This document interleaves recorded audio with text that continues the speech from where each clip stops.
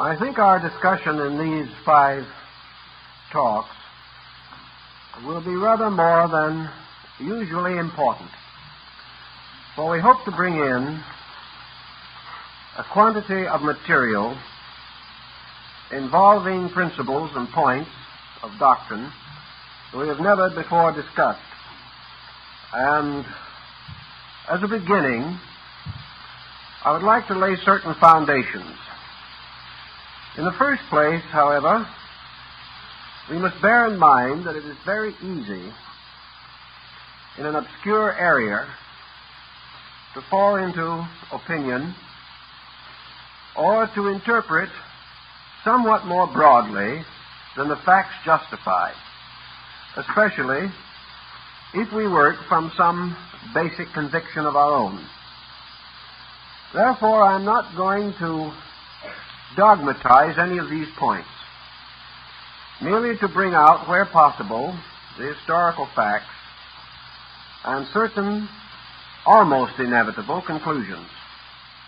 Each person, however, should weigh these almost inevitable remarks with the same criticism and judgment that they would use in evaluating any body of evidence or circumstantial record. I want to deal first with 2 very interesting and unusual centuries. That 200-year period from approximately 100 B.C. to 100 A.D. The more we become interested in comparative religion, the more we realize that this particular period has interest and importance in widely scattered areas of human culture. Of course, in the midst of this period, the Western world received the impact of Christianity. But it must also be borne in mind that the Christian faith for the first 2 or 3 centuries was a minority doctrine developing within a very restricted geographical and cultural area. We cannot, therefore, assume that Christianity of itself was responsible for all the other changes in distant regions, far from the possible contact with early Christian activity. Nor can we more readily assume that far and distant areas moved in upon the Mediterranean region to completely change European culture. We must therefore move from a generality to be weighed and considered. We know that about 600 years before the beginning of the Christian era, a group of extraordinary religious and philosophical leaders arose within the space of 100 years. Many of these men were contemporaries, and each left an indelible mark upon the culture of his own time and the area in which he lived. China received Confucius and Lao Tzu, who were contemporaries, although Lao Tzu was the elder man. During the very lifetime of these men, India received Buddha, another of the great teachers of the world. We have the suspicion that there was a marked renaissance of Persian culture about this time, perhaps under the last of the Zoroasters, who it is said Pythagoras of Samos was personally acquainted with. In Greece it was Pythagoras who established the foundations of the great age of philosophy, which may well be termed the golden age of Greek learning.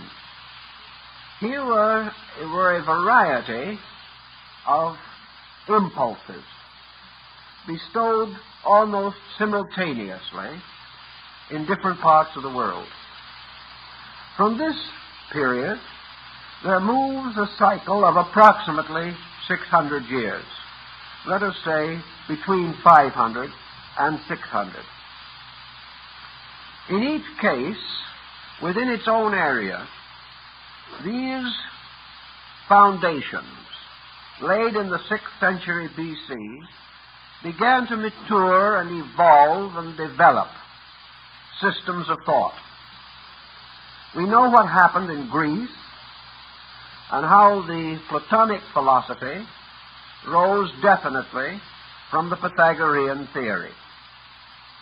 We also realize that Pythagoreanism and Platonism became the dominant Mediterranean philosophies and attained this distinction between the 4th century B.C.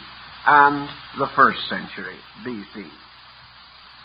We also realize that in China, the peculiar nature of Confucianism caused it to remain a very steady and comparatively unchanging structure.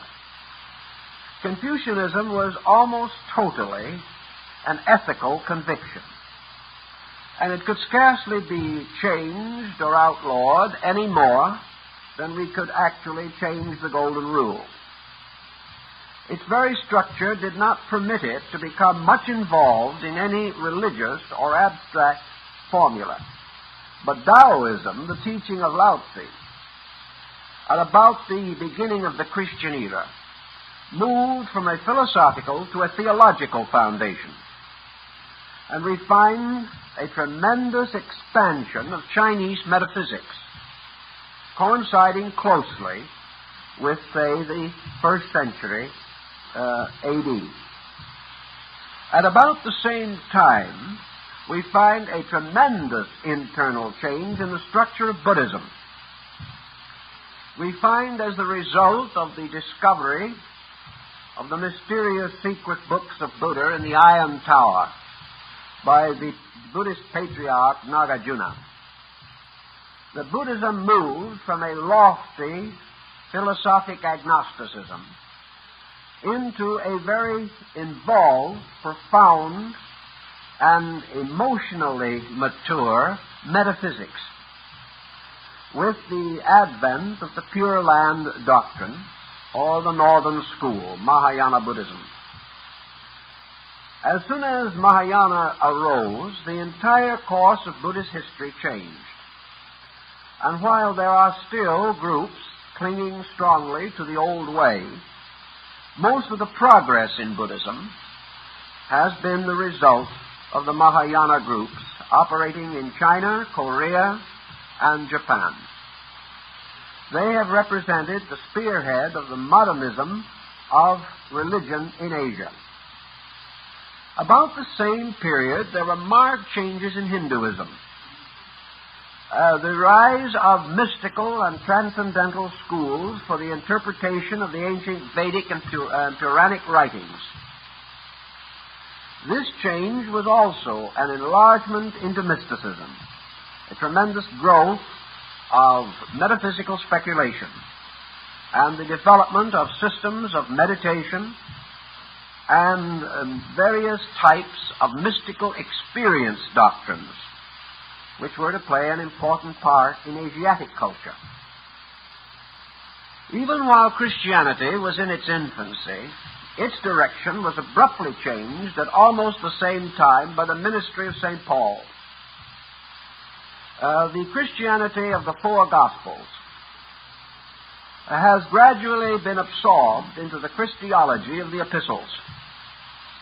And St. Paul stands forth as the person who transformed the moral code of Jesus into a highly transcendental, universal doctrine of regeneration and redemption. Similar changes were occurring in Persian metaphysics, and we find the roots appearing also in Greek speculation. For about the beginning of the Christian era, the simple philosophic clarity of Plato's thinking became involved in the highly mystical speculations of the Neoplatonists and the Neo-Pythagoreans, seated in that melting pot of commerce and culture, the ancient North African city of Alexandria. Also in this same time, cross groups began to emerge, mingling Greek thought with thinking of Christianity, and producing such peculiar groups as the Gnostics and the followers of Manes, the Manichaean group. In all of these instances, one simple point stands out: the gradual transformation of older doctrines into highly mystical revelations. Revelations that had one essential purpose behind them, and that was to change the concept of the transcendence of deity to the concept of the immanence of deity. This is a very important philosophical point. The mysterious God of old, or the godlings of ancient times, living in their remote Olympian or Sumerian heights, were a race of beings apart, inhabitants of heaven. But in this gradual change that took place, deity was transformed into an eternal power, everywhere present, always invisible, beyond definition, yet immediately available through certain transcendent achievements of human consciousness. We know that this change marked not only the shift in the psychological integration of the Mediterranean region, but that it swept across the world. There are even vestiges of this change occurring in the Western Hemisphere, among the primitive peoples, perhaps not so primitive peoples, of Central America. We find a gradual tendency to associate the rise of religious mysticism among the Mayas at a time approximating the beginning of the Christian era. This phenomenon was so remarkable that Lord Kingsborough, one of the greatest 19th century authorities on Central American culture, felt that it was almost certain that the mysterious deity Quetzalcoatl, the feathered serpent, who came so strangely to Mexico, must have been one of the original apostles. In other words, there seemed no other way of explaining this, because there was no common communication between these peoples. Yet at almost one time, they all came to an almost identical conclusion, changed their entire religious course, and transformed the structure of religion from its archaic form to the type of religious understanding which we share and enjoy today. Now, this obviously opens a very large area of speculation. There are many possible explanations, some rather impossible, which have still held a measure of favor. One broadly accepted doctrine relating to this, or explanation for the circumstances, is the idea of coincidental emergence. We have parallels of this in simpler ways. We frequently hear, for example, of an invention that has been offered to the world. And it is not uncommon that the same invention shall appear in different places at the same time. Several persons coming to almost identical conclusions and at almost the identical moment. Therefore, the coincidence concept is not quite as loose as might first appear, for it is based upon the assumption that time is measured by a series of events, and that whenever a culture or a group of persons or a civilization passes through certain experiences, there are corresponding innovations in that culture, changes in its doctrines and beliefs. Perhaps the interval of 600 years between the advent of the great teachers and the beginning of the Christian era brought several nations or several culture groups to almost the same psychological platform. And there was no direction in which they could go except that direction which is most natural and common to human nature. Another explanation, which requires perhaps a little more investigation, is the concept that these changes were tied together. That actually there was greater commerce between these ancient cultures than we at this time assume to have existed. That it is quite possible that by the beginning of the Christian era, a degree of world thought had been established, particularly along the caravan routes. And it is interesting that most of these innovations rose in regions along the caravan lines between Europe and Asia. Therefore, it is conceivable that Asiatics did visit Western centers of learning. It is also quite possible that more Europeans visited Asia than we now realize. We know that Pythagoras was able in the 6th century B.C. to reach India. We know that the armies of Alexander the Great penetrated Asia. We do not know just how largely these motions contributed to world ideas. But one thing we can generally regard as undeniable, that the world of cultured, civilized nations came to about the same ideas at almost the same time. Of course, to the devout transcendentalist or metaphysician, there is no problem at all. All these things are handled by invisible forces beyond human comprehension. We do not deny such a possibility, but we also like to see, if possible, some more simple and explainable procedure. These transcendental solutions belong to the divine emergencies, and I would rather see first if we cannot find some common ground for assuming that these changes were made by at least partially natural means.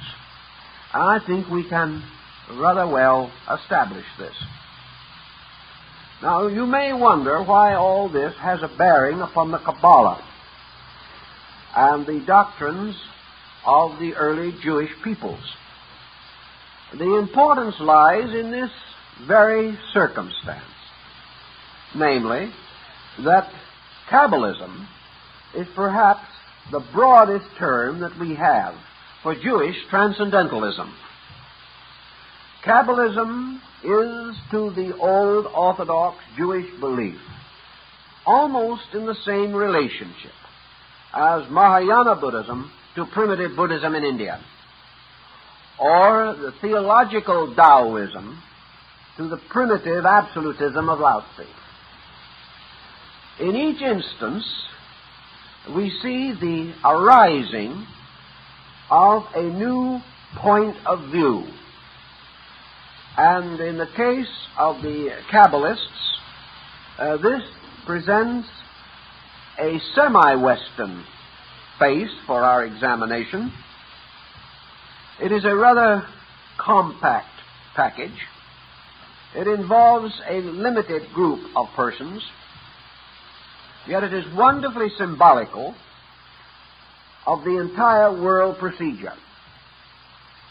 Not only are we concerned with these extraordinary coincidences and the timing, but we are also somewhat concerned with the internal symbolism of the various revelations that arose in a half a dozen areas of world culture at the same time.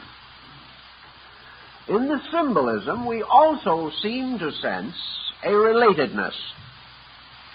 The symbolism would almost suggest that a number of people had read the same book, or had become aware of the same basic facts, or had attained to the same basic conviction, and had then unfolded this illumination in terms familiar to their own people, or in terms at least partly acceptable to the entrenched traditionalism of the areas in which they existed. Well, we must realize that all of these groups were opposed as they rose. They all passed through certain persecutions. They created resentments. They were declared to be heretical by someone. And perhaps it was this very persecution that gave to each of them the strong substance of survival. For we know things under persecution develop a tremendous strength and an integration that can never be found in more fortunate environments. So we have now a world situation. And I think that the Dead Sea Scrolls situation more or less fits into this. These scrolls are assumed to have been originally preserved or put away in the earth sometime in this interval between 100 BC and 100 AD. We also have to remember that in these scrolls there are strong indications of a heterodox attitude arising among Jewish mystical sects. I am no way convinced that these scrolls are Essene products. I do not think the Essenian community can be actually the source of them, although it may well have been the preserver of the old manuscripts. The Essenes themselves were a transition group between Orthodox Judaism and mysticism, and their entire history is noted only in these two mysterious centuries. After that, they disappear utterly from the pages of record and account. We do not know what happened to them, but they form part of this strange bridge of doctrines that seem to connect an old world with a new concept of life. How shall we distinguish this new concept of life, for instance, in terms of our Kabbalism? The great book of the Cabala, certainly its outstanding text today, is the Sefer HaZohar, or the Book of the Splendors. This was first given to the world around the 12th or 13th century by Rabbi Moses de Leon. He insisted that he transcribed it from an ancient work. For nearly 300 years, perhaps 400 years, historians have thrown the lie to his teeth. They have said that Rabbi Moses wrote the work himself, that it had no roots in antiquity, and probably little, if any, roots in tradition. However, in the last century, our broadening knowledge of world culture has caused a general change of opinion, and even so conservative a publication as the Encyclopedia Britannica, which can never be said to give much benefit to abstractions.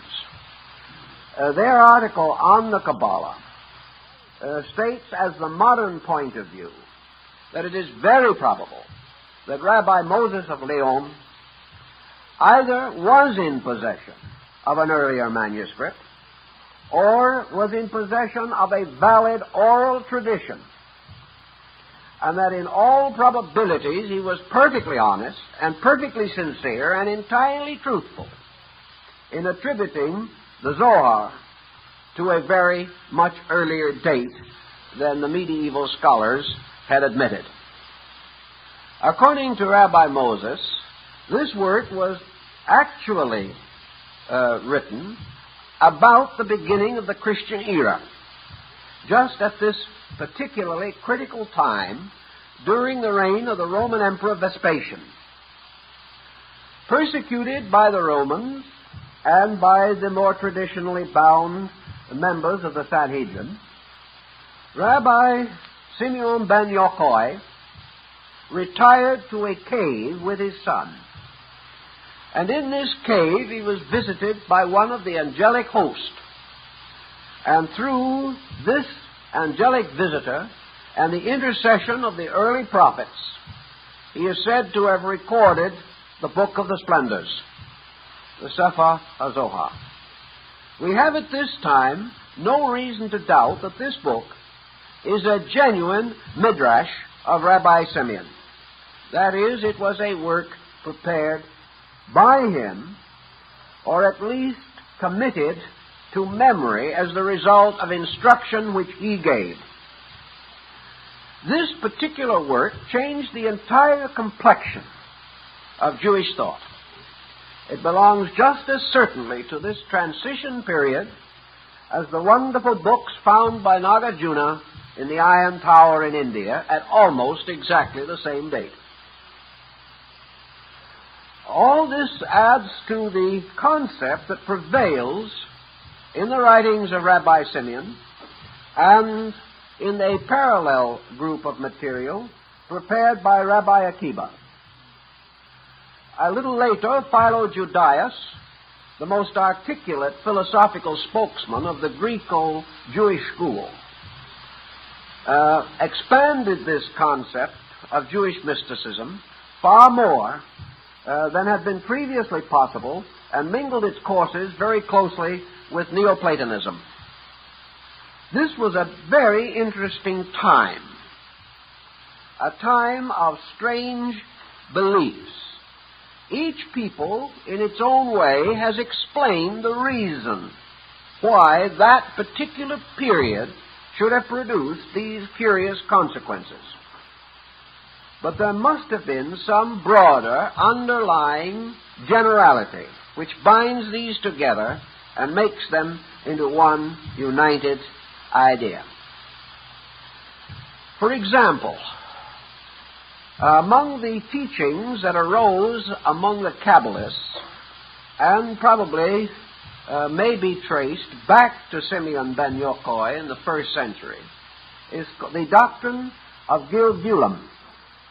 This particular doctrine is not commonly found in the West during the period of the so-called rise of Kabbalism.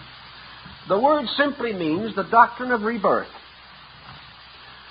Now, the Orthodox Jewish people had certain beliefs about this, but they were not at all clearly defined.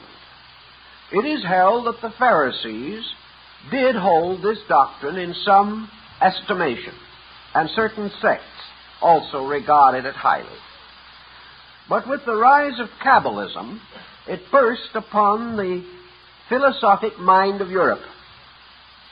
Now, here's one of the points which I think we are mentioning perhaps for the first time, and that is the descent of the doctrine of rebirth in Europe from the fall of the Greek schools to the rise of modern knowledge. This doctrine was perpetuated in Europe. It was perpetuated not only by Jewish Kabbalists, but by Christian Kabbalists. And there was a thin thread of this belief, even in the Dark Ages, and in the period of the Renaissance, and down through the dawn of the modern way of thinking, with its indebtedness to Galileo, Harvey, Descartes, and other dawn thinkers of our modern generation. So this teaching suddenly flares up among the Jewish mystics. Why? How is it that a doctrine which had so little sympathy from their Christian neighbors and so little support from the Torah should have been developed in such exquisite detail in the Sefer HaZohar. This book was widely read and was widely influential among the literary-minded Jewish people. It attacked many principles of Orthodox Jewry. It did not permit much of the psychological pattern that has always dominated Jewish personal and family life. It violated, in many respects, at least the prevalent interpretations of the Torah and the Mosaic Code. Yet it flourished in Spain, in Italy, in France, and was held by a large number of scholarly believers all the way down through the reigns of the Medicis and the Borgias.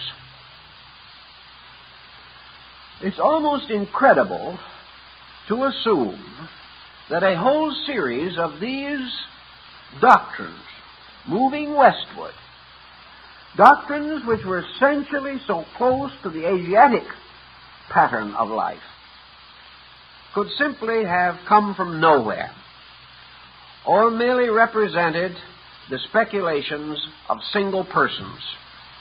Here we have another example of the development of traditions. These traditions bore very heavily upon the nature of the divine being at the root of life. And in the rise of the Zohar, we see the Jewish concept of deity undergoing marked changes. Changes which were later to profoundly influence the Christian faith. How did these changes arise and where did they come from? Were they indigenous to Europe or the Near East, or did they come from far Asia? As time goes on, I believe the general tendency will be to suspect far Asia. I think we will gradually be forced by the development of more adequate records to recognize that religion is a common motion, that it is like a river that may flow through one country but have its headwaters in another. And this diffusion of ideas was possible at the time with which we are most concerned.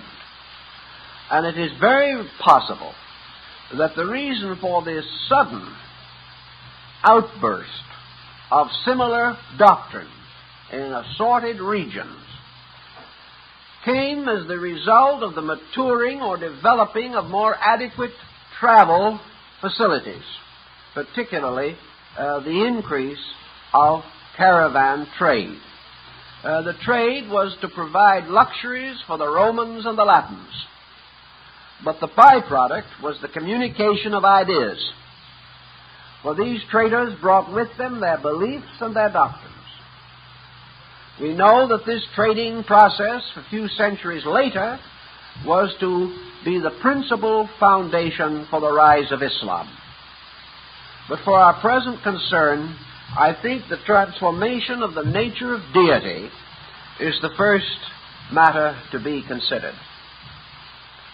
Our primitive ancestors gradually passed from the worship of nature to the worship of spirits, from the recognition of visible forces to the acceptance of invisible causes beyond these forces.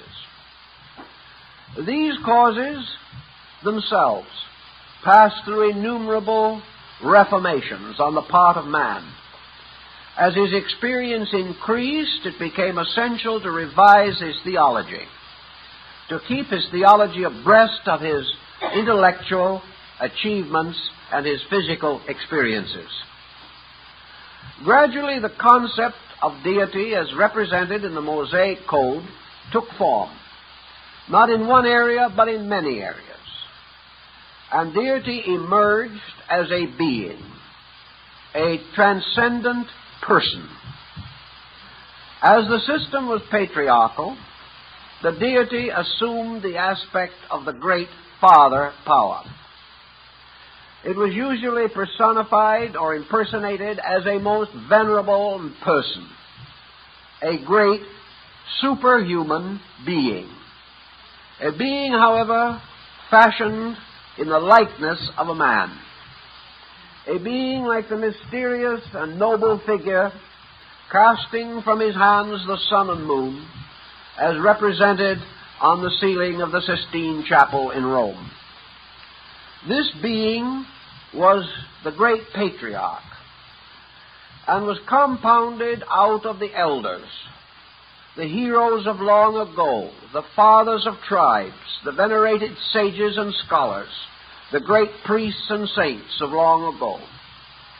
All of these contributed their parts to the creation of the God image. And this God image was great of power, universal of authority, but subject, like the creatures that fashioned it, to the whimsies of disposition and temperament, subject naturally to favoritism in bringing particular advantage and security to its chosen people. This God image was remote, like perhaps the great golden figure of Zeus at Olympus. It was power, but it was a power inscrutable, a power with which man could have very little intimate understanding association. It was a power that ran all things according to its own will. And in this power, men were but pawns in a great game. The gods could sweep away men merely by the will to do so. And these gods lived in a heaven world or region far from the abode of men, even though, like ancient Odin, they occasionally seated themselves upon the throne of all-seeing and looked out upon the world to see that it was still in order. We find this kind of deity not only arising in the Near East, but having already arisen in other ancient regions, as Egypt, India, and China. We find roots of it in the nature worship of Japan, Shinto. We see, therefore, God as the ancestor. We see God as the ancient one. And we also lived in a world ruled by certain inscrutable laws and processes, an eye for an eye and a tooth for a tooth. This God was a God of justice and of vengeance. This was the deity whom men did not dare to offend. They could respect, they could fall in awe before the thought or image of this God, but they could not meet it with personal affection. It was too distant and too far, too high, too remote, to have any immediate part in the workings of the world. This concept also had another frailty about it, which men, as they grew wiser, began to contemplate. There was a weakness in this God. For this deity, living alone in an inscrutable internal remoteness, was assumed to be the parent of creation. In the first place, man was unable to explain how or even why God should create. There seemed to be no particular reason for it, and the more men studied the creation, particularly other men, the more doubt they had in the divine wisdom in creating man in the first place.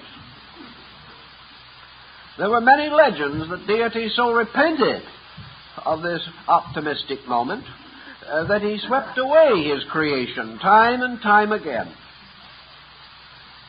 This problem also caused the great question to arise: from what was creation fashioned? Did creation actually emerge as a result of a divine fiat spoken in space by some vast shadowy being, like that portrayed by Gustave Doré in some of his wonderful paintings. Was creation from something or nothing? From what did the eternal Creator fashion his world? Was the world created, or had it always existed? Was deity merely one of a body of immortal beings that, like existence itself, had no beginning and no end? The problem of trying to rationalize the fashioning of a world by this strange and mysterious power confused and confounded the ablest thinkers of old time. They could figure nothing more than a symbolical answer, like the tossing off of the sun in front and the moon behind. This, however, did not fully satisfy the rising realization of the principles of astronomy. There had to be some other explanation. This explanation needed also a warmth in it. And if we look back on primitive religion, we see that there was an astonishing lack of real warmth.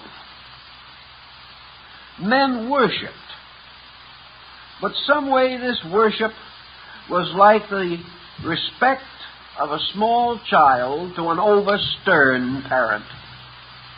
It was a respect of fear. This deity was wonderful and awful. It was a being which no one dared to offend. It was a father, however, in name only, for no one brought their troubles to this father. They brought offerings, they propitiated, they prayed, but they never felt a kinship with infinite life. This was long regarded as one of the basic weaknesses of Greek religion. Of all the religions of that period, probably the Greek was the most pleasant. It was the happiest. It was a worship of nature, and the rituals were well arranged, so there were festivities for every season. But even so, this did not represent a real sense of intimate experience. It was not until the rise of the Orphics that the human being in Greece had any real spiritual significance. He died and became a shadow. He had neither punishment nor reward in the world to come. He came forth as a flower and was cut down. And that was the story of him. It was only after philosophy began to ripen these concepts, and the human heart began to sense an internal need, that it turned away from the strange theological materialism of antiquity. This does not mean that the ancients had no God, but they had no personal God experience. They only worshipped before the temple. They never seemed to go in to find that which was hidden in the adytum. They did not walk with God. Perhaps the old story that before the fall of man, God walked in the garden in the cool of the evening, carried some remembrance of other and better ways. But in the great rise of theology, God did not walk with men. He ruled them. He governed them. He punished them and rewarded them according to his own will and fancy. Now, it is quite possible that at a certain degree of cultural insight, many nations simultaneously outgrew this concept.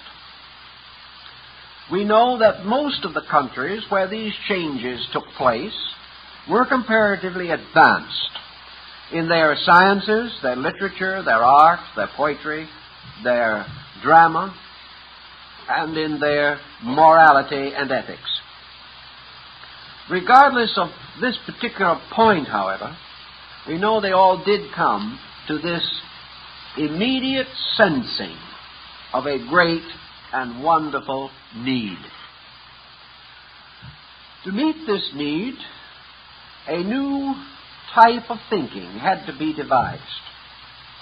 For there was a very deep problem here, one that the modern world probably will never fully comprehend, or with which we may again be confronted one of these days when we make a sudden shift from materialism to idealism. If we produce a culture which remains materialistic for several centuries, and then this culture, out of emergency within itself, seeks to reestablish its own spiritual foundations, we may know something of what these peoples went through 2,000 years ago, because it required a tremendous shift of perspective. One of the important phases of this shift was the relationship between the individual and his own personal responsibilities. In the ancient world, the gods bestowed or withheld. Their ways were not only inscrutable, but as far as man was concerned, unreasonable. There seemed to be no particular way of explaining why the unjust seemed to flourish and the just to suffer. There seemed to be no reasonable explanation for the disasters and tragedies of human existence. Therefore, it seemed reasonable to assume that a deity, perhaps with insight beyond our own, was the administrator of all this wonderful complexity. But about the beginning of the Christian era, there came into existence the tremendous sense of personal responsibility for destiny. It shines out at us through all of these different systems. Man's fate moves slowly into man's own keeping.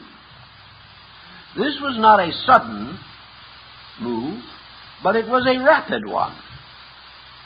And in this concept, it was necessary to revise previous attitudes. So we see a marked change in a number of beliefs. One of these marked changes included the rise of at least an archetypal form of the messianic dispensation. All of these peoples suddenly became aware of a power of intercession in space.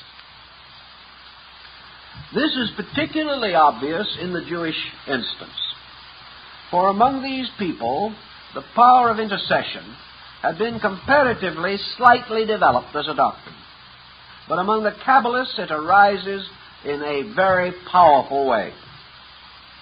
We find also in India the strict teachings of Buddha are enlarged.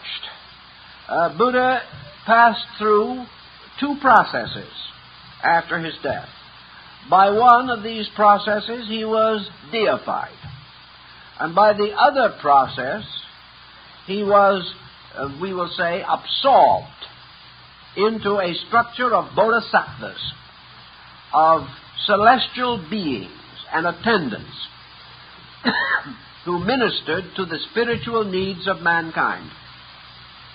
A savior concept emerged.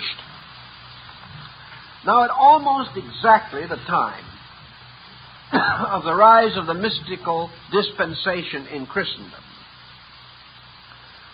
the Buddhist concept evolved their belief in a deity whom they called Amitabha, the Buddha of boundless light. This Amitabha power was seated like a remote deity in the effulgency of space. But Amitabha was not a god in fact or substance. Amitabha was a human being deified by merit. After Amitabha had preserved his vow, or kept his great vow, which he made before attaining to the estate of an Arhat. He became the ruler of the Golden Land, the land of peace, the New Jerusalem of Christianity, the city four square, represented often in this actual way in China, Tibet, and Japan. Amitabha then caused to emerge from his own nature the Bodhisattva Avalokitesvara, his beloved son. This Bodhisattva became his representative, his intercessor. And it is in the keeping of this Bodhisattva that Amitabha entrusted his world. And it was the duty and responsibility of Avalokitesvara to bring all souls to salvation through the grace of his own nature. Now, this concept was in vogue in Asia, rising mysteriously and miraculously in the 1st century A.D. Avalokitesvara later becomes a male-female being, and in China and Japan is often disassociated entirely from its masculine attributes to become Kuan Yin or Kannon, a purely feminine representation, now depicted carrying a small child in her arms. And this particular circumstance so disconcerted the first Christian missionaries in the area that they were convinced that in some way these people were perverting the idea of the Virgin Mary. But here we have this concept arising on the opposite side of the world.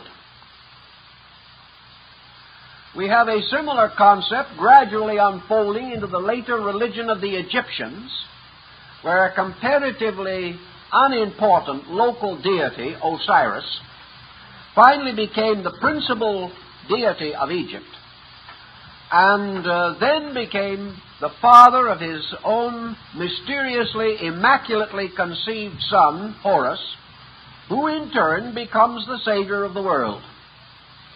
The story of Horus is almost identically, in function, the story of Avalokitesvara. We find also in many other systems either personified beings representing salvation, as in the emergence of the Persian Mithras, but we also find the rise of doctrines of salvation revealed by beings who so loved mankind that they opened the royal roads of revelation.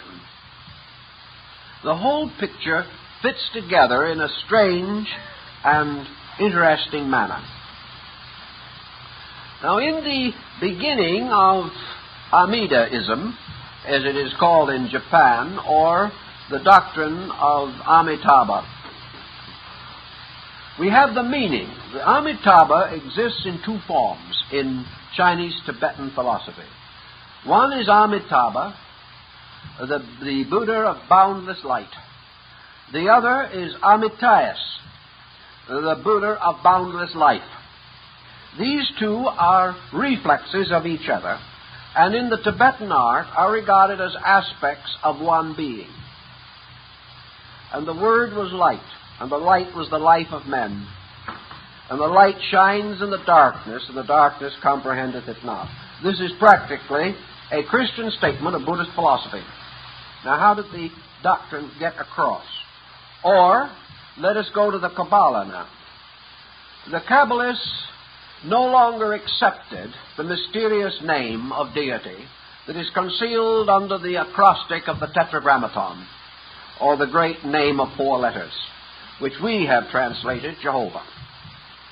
They declared that the mysterious power at the root of life, the Ancient of Days, that power which is eternal and immovable, is of a triadic nature, represented by 3 words: Ain, boundlessness. That is that which is foreverness of its own eternal nature. That which goes on without beginning or end. representing an essence, a principle unchanging unto infinity. That never this power was born, that this power shall never die. But very much like the effort made by Aristotle to establish the causelessness of first cause, simply represents the fact that causation is itself eternal. That causation is both a motion and a substance, existing forever.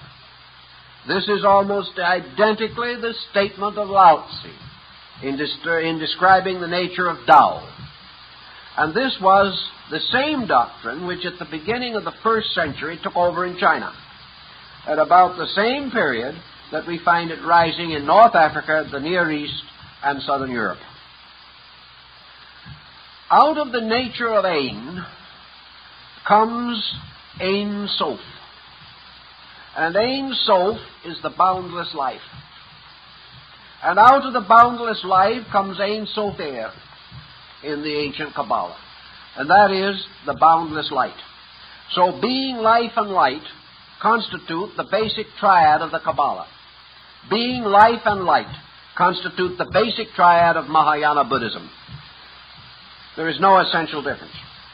There is only such difference as would be inevitably the result of translation from one language to another. So Buddhism no longer remained a doctrine of the world of illusion and the total reality of a nirvana beyond. It now became a world filled with being, life, and light. And this triad became gradually further exemplified out of the nature of Amitabha by the rise of this triad consisting of Amitayas, Avalokitesvara, and Daisechi. The being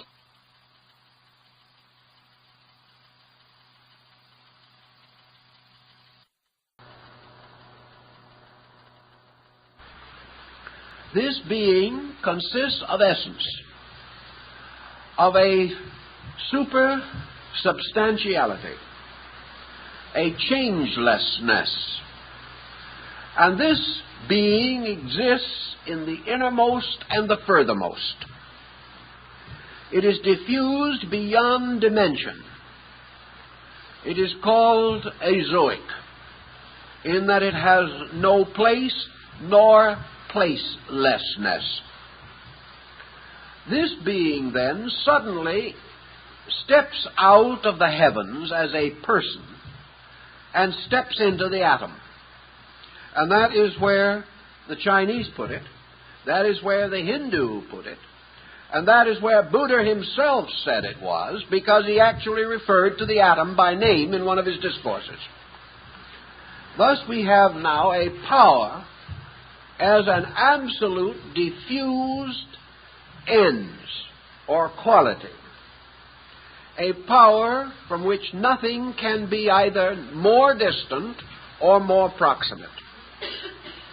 That actually, therefore, deity is the substance from which all substances arise. Deity is substance and substantiality. Deity is not only the creator, but in his own nature and substance the very material of creation. Therefore, God truly creates all things within his own likeness. And within this likeness, all things live and move and have their being. You can see quickly how this would shift the perspective from transcendence to immanence. For instead of deity being here or there, which was, of course, one of the great problems of Omar Khayyam, deity is always everywhere. The Hindus gradually developed the concept in relation to Brahma, who ceased to be a 3- or 4-headed deity seated on a lotus, and became the symbol of the all-pervading presence of universal substance. Now, when we refer to substance, in this case, we do not mean matter. By substance, we mean that which is substantial, or has a reality in itself. That which is not substantial is that to which a reality must be conferred. Therefore, that which is in itself innately the cause, the substance, the sustenance, and the power of itself may be said to be substantial. This substantiality carried with it into infinite diffusion its own essential properties. Therefore, every inconceivable or conceivable unit of energy or of substance or of essence anywhere in existence was itself triadic, consisting in its own nature of the essential completeness of the Godhead. This Godhead being the principle of being, the principle of life, and the principle of light. The ancients, and especially the Kabbalists, of course, would never leave even such words as life and light without going into the gematria and the notoricon of them. They had to go into the mystery, for to them everything was a mystery. Every example of life was mysterious in this sense, as they themselves expressed it, that mystery is the vestment of eternity. Therefore, to discover reality, we must always penetrate mystery. If we penetrate mystery, we become wise. If mystery penetrates us, we become stupid. It is a very simple principle, but a very interesting one. Therefore, we are continually seeking to penetrate mystery. And in this mystery, we are seeking substance, essence, nature, being. To this triune nature, therefore, it became appropriate to bestow the term the Ancient of Days. It became a symbol of absolute antiquity, as a solution to a problem. For to man, the problem of cause was more significant and more difficult than the problem of continuance.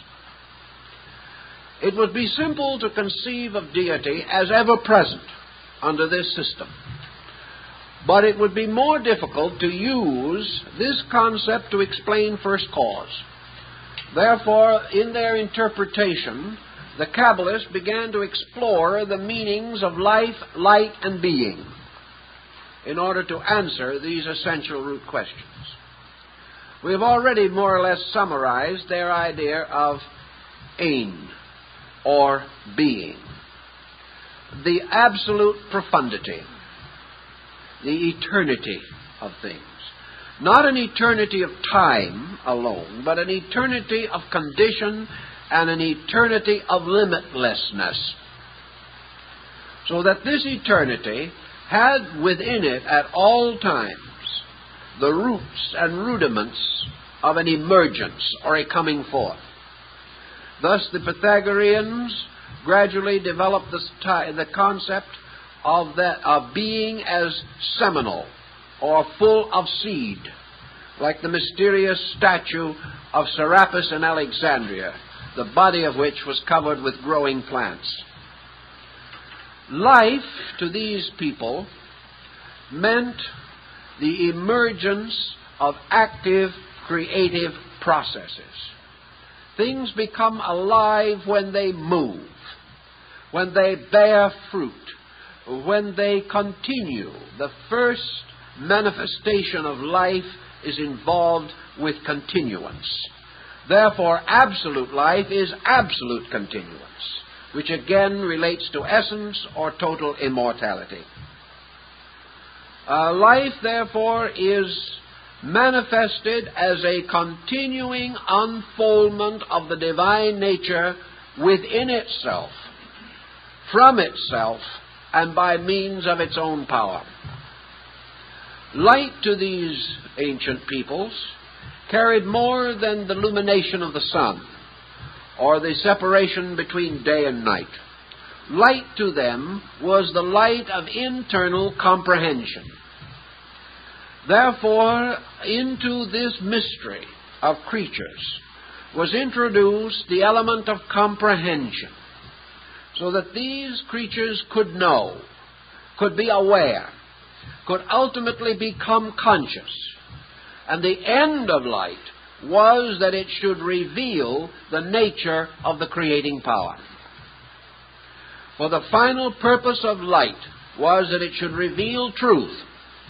And truth in this system is nothing more than the total statement of the reality of being. Consequently, they had a very interesting and dynamic interpretation of what had once been an almost unassailed vastness of speculation. No man had dared to think of Zeus as other than an ancient bearded tyrant. But now came this new concept, the concept of the God of the Cabala, as appropriately represented as paternal, because of the absolute paternity of being. But this paternity now manifested through an absolute involvement in creation. In this way, it was possible to bridge the mysterious interval between God and man. It brought God and man together somewhere. And it also brought creation and creator into the power of creating, which was their common meeting place. This concept made way for mysticism as we know it. It made way for the possibility of the God experience in man. For if God dwelt in man as an essence, embodying or containing life and light, then this essential being could be, under some condition, knowable by man. Now, the problem of knowability recognized this important special phase, namely that to know a thing, one must be that thing which is known. And man's power to know God resides in the beingness of God in man. Man is therefore truly an expression, interpretation, revelation, not of himself, but of deity. And all things are merely deity unfolding its own eternity. We find traces of Neoplatonism here. We find traces of Buddhism, of Hinduism. We find a whole variety of ancient beliefs moving in and forming a unit within this rising Kabbalistic concept of existence. The next point, naturally, was the effort to establish a practical working definition of deity. The Kabbalists evaded this, as nearly all other mystics have, on the ground of incomprehensibility. Actually, the only power which can be aware of itself is deity. All other powers have to be essentially aware of something that is not self. Therefore, man's inability to find his own source apart from God. The individual, trying to be himself, achieves nothing, because this self cannot be known apart from God, due to the fact that this true self is God. This was a Buddhist point also, that the individual, seeking to posit his own nature at the root of life, simply desecrates the divine nature. The individual who feels that he rises from his own causes has missed the essential principle of mysticism, namely that all things have but one cause in common, and that cause is the divine nature in themselves. We see this in Vedanta, we see it in yoga, we see it rising in the disciplines of Tantra. All these schools gradually converge upon these essential principles.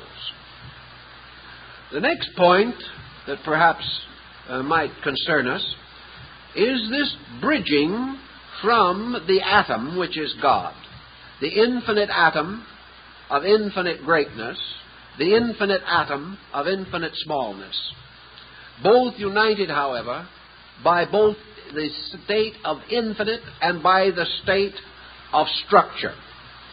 Both are strangely atomic in their institution, in their formation. To bridge this, how is it to be crossed? The Buddhists, the Taoists, the Kabbalists all come to the same conclusion, and St. Paul speaks loudly the same thought in connection with the experience of Christ. Namely, that there is only one way in which deity can be experienced. And that is through the individual gradually retiring into the innermost sanctuary of his own life, and there gradually ceasing to be himself.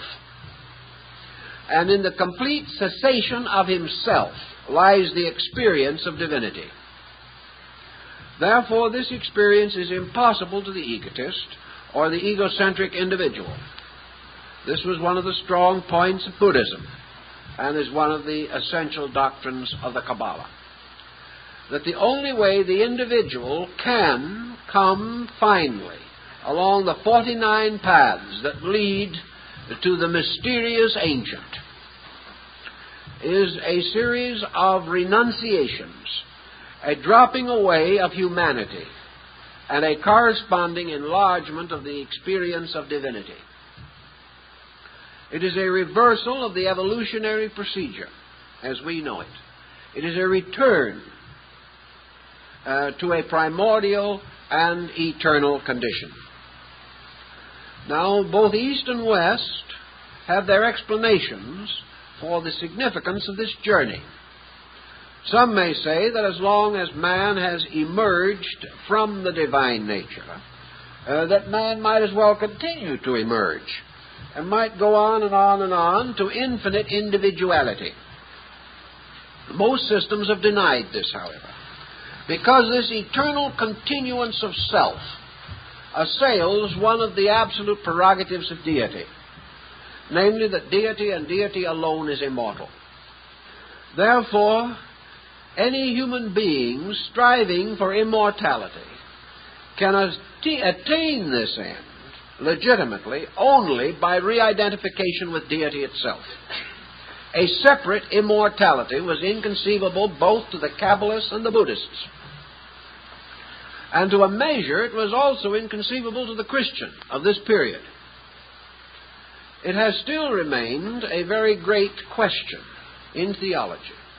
But most mystics have always assumed that the ultimate state of man has to be re-identification with deity, inasmuch as there is no other conceivable end.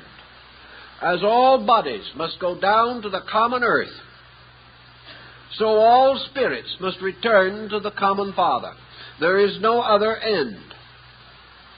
This common Father, this eternal, unconditioned essence, as represented in both East and Western metaphysics, should have led and could have led to one of the most practical of all results, namely the recognition of the identity of all religious belief. But for some reason it didn't quite get there. The reason it didn't get there, according to both systems, rests in the concept of egoism. The concept that the individual has an enduring existence of himself and is able to confer this separate survival upon his own institutions, which he has never yet quite been able to demonstrate. It is to the individualist, therefore, that the concept of a desirable individual destiny holds the greatest attraction. But to those who have studied the most abstract forms of religious idealism, are in common accord that the noblest religious concept that we have today must be, as Paul says, quoting from the Roman poet concerning the nature of God, we are his children. That it is like the parable of the prodigal son returning to his father's house, that in the end all things return to the earth or to God. Therefore, in a sense, deity becomes a symbol of earth, and earth of deity. For as earth swallows up the dead, so deity absorbs the living. There cannot be anything left suspended between these opposites and going nowhere. In the Jewish mysticism, the development of the great concept resulted also in a secondary God form. This secondary God form was called Macroprosophos, or the long face. The Macroprosophos represented the revelation of deity in the creation process. And there emerged out of the mystery of infinite being the gigantic figure, like the giant of the vision of Nebuchadnezzar, a mysterious and colossal figure with one foot upon the oceans and the other upon the land, around whose body the stars and planets moved, and whose face was always in profile, because deity was represented always with one eye. This mysterious Macroprosophos, or the long face, was the clothed God. No longer clothed as an old gentleman, even with the most ecclesiastical habiliments, but clothed in creation. God as creation. God as cosmos. As an infinite diversity of universes and solar systems. As made up of a great cluster of stars, holding in its hand the jewel of the universal cosmic galaxy. The vestments of this being were like the radiant fringe of the Milky Way, and it was surrounded by angels full of eyes, which were the stars, and its vehicle was the Merkava of Ezekiel, the chariot of righteousness. And in the midst of this great machinery of the universe sat the Ancient of the most ancients, the power at the root of all things, unchangeable and in its own visage unknowable. We now have Ein Sof, and Ein Sofer, revealed through the great face with its threefold forked beard. The hairs of the beard being the streamers of energy moving from the three powers of the deity.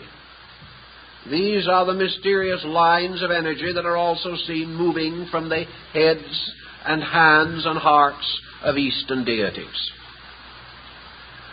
This Macroprosophos, or the long face, rises above the horizon of infinites, like a sun rising from darkness. And because this horizon of infinites resembles more than anything else a great ocean, it is represented as a mirror. And as the face rises above, the reflection of the face inverted appears in the ocean beneath. And therefore we have the two great faces, one looking down, one looking up from the shadows below. These two faces therefore represent the aspects of creation. Creation being a divine power moving, and a great natural area moved. And the spirits of Elohim moved upon the face of the waters. And the firmaments were divided. And the heaven which was above the earth was divided from the heaven which was beneath the earth. And the universe was therefore divided between the aspects of the two great faces, the one the reality and the other the illusion.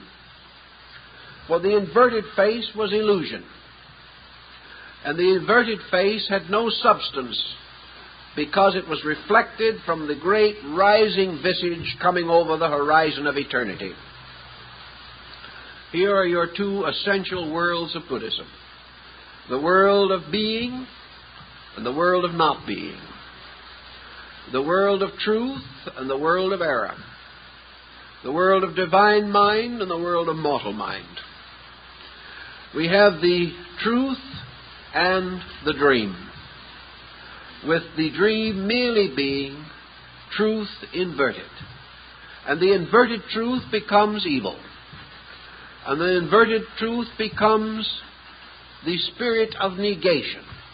And daemon as deus inversus. God, or the devil is God upside down. This was one of the oldest of the rabbinical beliefs of the Kabbalists, that in the material world of things, everything is apparently reversed.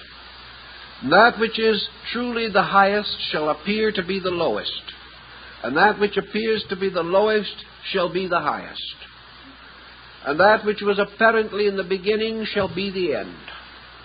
And that which was in the end, or is in the end, shall have been that which was in the beginning. Every one of these patterns strangely inverted. Inversion to the Kabbalist impelled the concept of the perversion of power. Therefore, to these people, mortal knowledge was truth upside down. To them, the wisdom of the wise was as the ignorance of God. All mortal knowledge has to be truth seen wrongly. And all divine knowledge is truth seen rightly. Thus, we have in both of these systems the concept of false value, as recognized again in the words of Christ, where he tells that those who save their lives shall lose them, and those who lose their lives in the service of truth shall gain immortal life. Everything is the reverse of the appearances of things. So Macroprosophus, the great face, has real meaning and tremendous interest to modern science. And I am told, I do not know that this is true, but it's been reported to me that Einstein was a student of the Cabala, and that he was profoundly impressed by the abstractions of this ancient knowledge, sensing in it, perhaps, the keys to grand values, as yet comparatively unrecognized in the fields of specialized learning. The Macroprosophus, or the great face therefore, represents to a measure the space we are seeking to conquer. It represents all of the great outside spaces. For if we put all eternity together, it forms the features of a divine face gazing down upon us, or gazing at us from the infinite and the remote. Now, the ancient Kabbalists devised another term, Microprosophus, or the small face. Now, the little face has its relationship to man in the same measure that the great face has to the universe. The little face rises in the sunrise of the soul in the human heart. As it rises, it casts also its reflection upon the illusionary parts of man's nature, so that man, watching the sunrise of truth within his own nature, at the same time experiences the birth of error, again the inversion of the fact. And in this inversion comes also the perversion of purposes and principles. Buddha said, of course, that the primary perversion was the attempt to achieve externally in this world a degree of security that can only be attained internally. That man, therefore, seeking to perfect his outer world, was a slave of illusion, for that the primary purpose was the perfection of the inner world. Was it the intention of deity that man should perfect his outer life, then his outer life would by its own nature be stable, which is not the case. And the individual, having given 60 or 70 or 80 years to the advancement of his physical estate, finds that nature steps in and takes him away. Therefore, it becomes uncertain that the perfection of this state is his primary project. That this represents, to a measure, the inverted face, the face of things not in themselves true, but having a likeness of truth. This likeness being the most dangerous of errors, a falseness masquerading under a reasonable or attractive guise. Thus, as the sunrise of Macroprosophos, or the great face, brought forth the mystery of the worlds, so the rising sun of Microprosophos brings forth the child from the womb, establishes the soul in man, and causes it to be appropriate, therefore, for the universe of the human body, or the composite man, to be called a microcosm, and the universe of the great face to be called a macrocosm. Terms very common in medieval thinking, but less frequently found among modern scholars.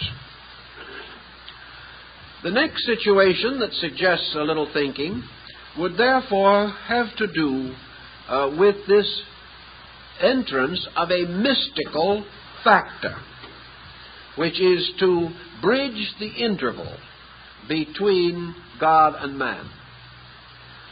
In Christianity, this interval is indicated or suggested by St. Paul under the idea of the practice of charitas, or love. Love, beauty, unselfishness, all of the most noble of human emotions, were recognized as bridges by means of which man could approach the reality in his own nature. This reality was not primarily intellectual, either in the Cabala or in any of the other systems. This reality had to be experienced, and an experience is that of the senses or of the emotions rather than of the intellect.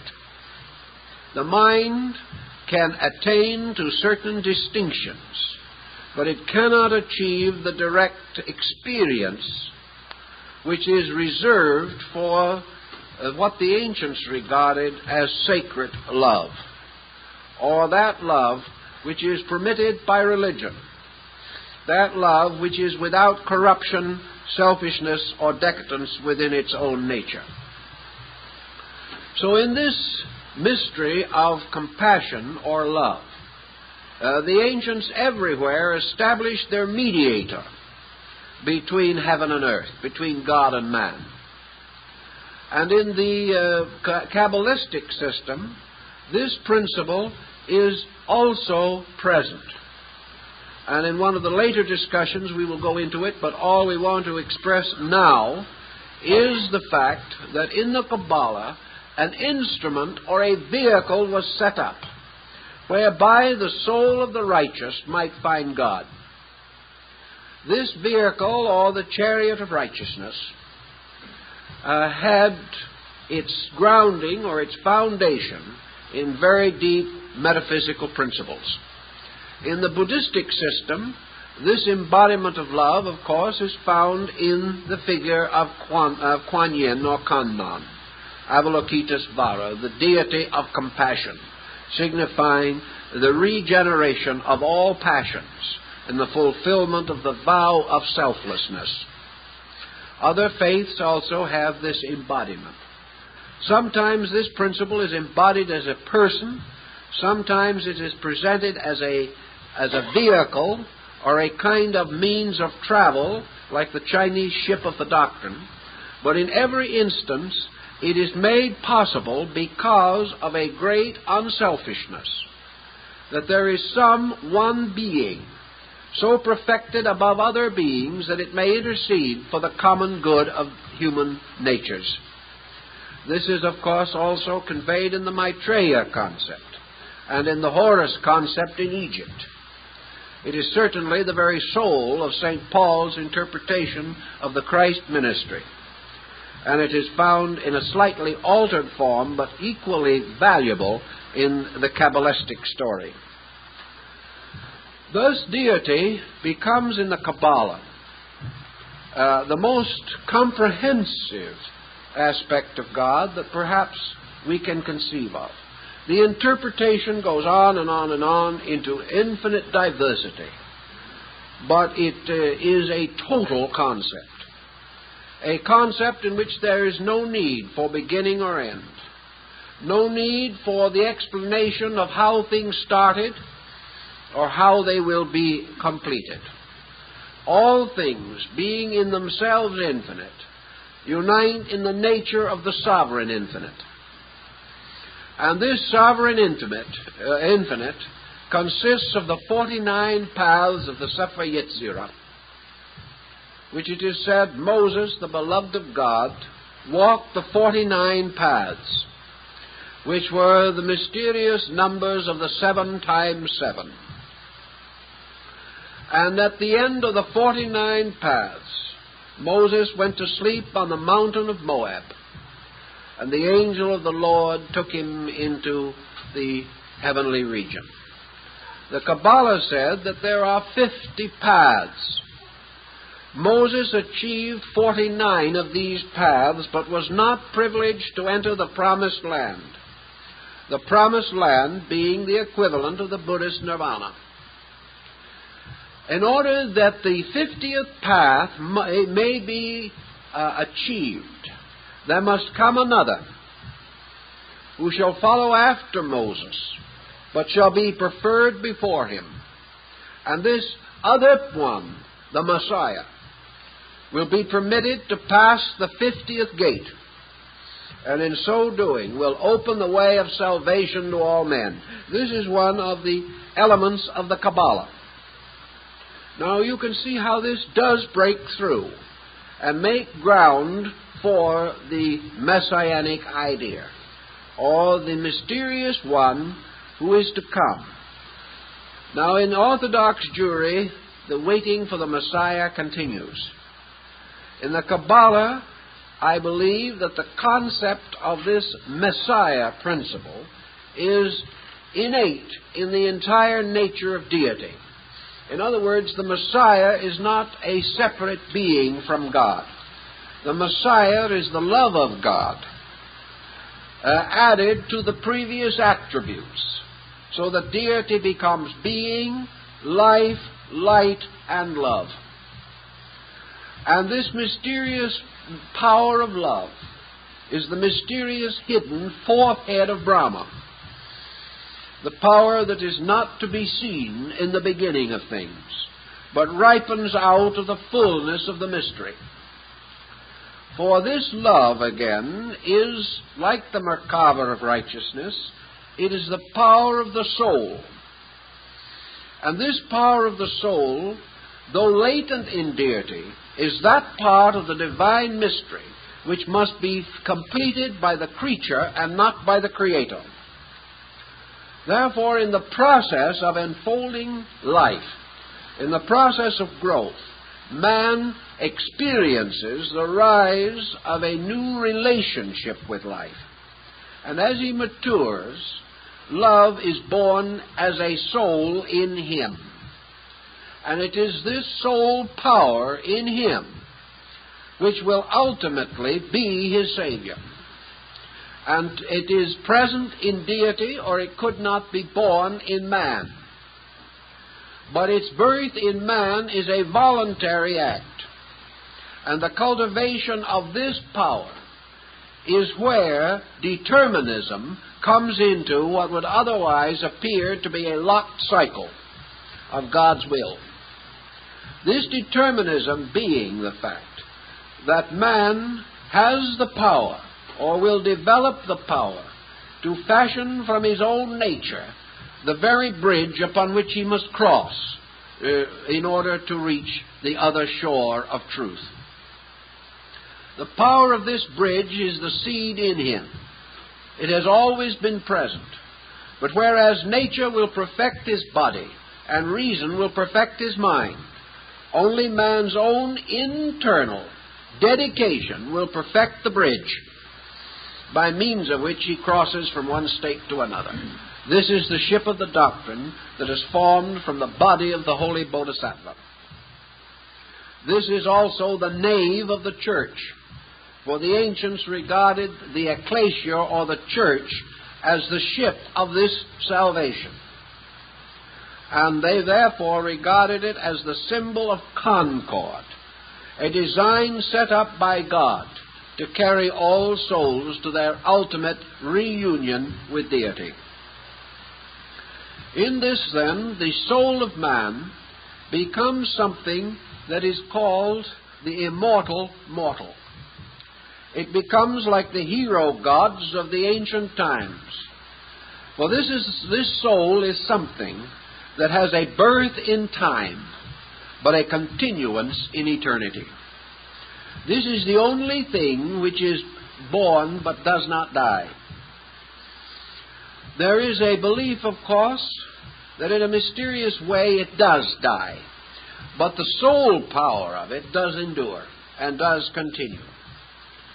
The identification by the Christian Kabbalists of the soul principle with the crucifixion of Christ is, I think, also worth noting, because in this case, Christ, representing the power of the soul, does die for the sin of the world, but is restored or resurrected in due time. This concept of soul, therefore, forming a bridge, permits another aspect to arise, namely the shadow bridge, or the bridge of the inverted face. For the soul, if perverted, becomes the angel of self-destruction. And the perverted soul becomes the bridge to Gehenna, the symbol of the bridge to limbo or destruction. Thus, upon our affections or our loves, according to the ancient peoples, we build the power to conceive the nature of God. And that which does not love cannot know God. And that which does not love its fellow man which it hath seen, how can it love its Father in heaven whom it hath not seen? So to the ancients, regenerated affection, represented by the vow of Amitabha, the unselfish dedication of the human being to the service of others because of a great love for God and man, this becomes the bridge of salvation. The Cabala is very explicit on this point. It tells us very definitely of this machinery, and that therefore man is building the bridge of immortality by the unfoldment of his own natural dedications, that he cannot think himself to the other shore. He can only experience himself there by self-forgetfulness. By the dedication of life to the service of life, he moves triumphantly upon this mystery. For it is said in China that when the great sage Daruma, or Bodhidharma, patriarch of Zen, resolved to visit China, he stepped out upon the leaf of a plant, and in meditation upon the needs of China, he was carried upon this leaf across the sea, so that he was described as the sea-walking Brahmin.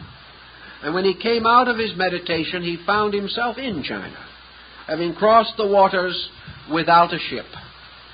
And this was because in his meditation he had asked that his life could be devoted to the unselfish purpose of making possible the improvement of the spiritual understanding of the Chinese and the instruction of these people in the mysteries of the true doctrine. As a reward for that, he was carried untroubled across the ocean. This is the same concept. In the idea of love, man crossed the ocean interval that divides this shore from the other shore, the mysterious river we all must cross in the old Christian hymn. So in the Cabala, this growing, unfolding soul power of man becomes the mysterious Merkava of righteousness. It is therefore the dedicated conduct of the person that forms within itself the immortal mortal. And it is this immortal mortal that guides the traveler through the mysterious underworld of the mysteries of Greece and Rome to the final presence of the Hierophant, the Lord of the mysteries. It is the same concept again as the figure standing in the midst of the candlesticks of Revelation.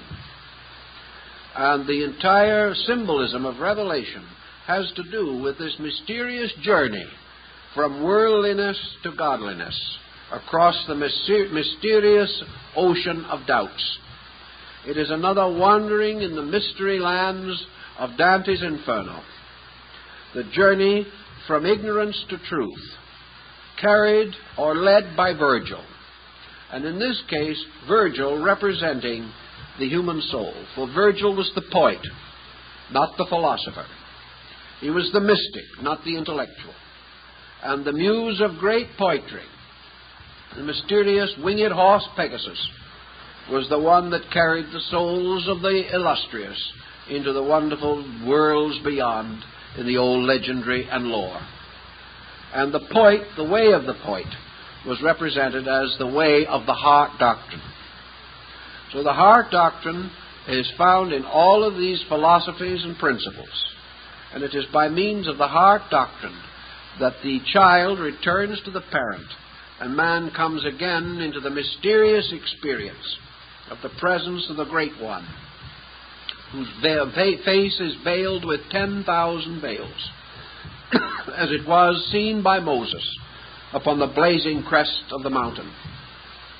All of these principles were involved in Kabbalistic speculation, and I think they have considerable meaning to us right now, and we hope you'll think so too as we go on with this next week. Thank you very much.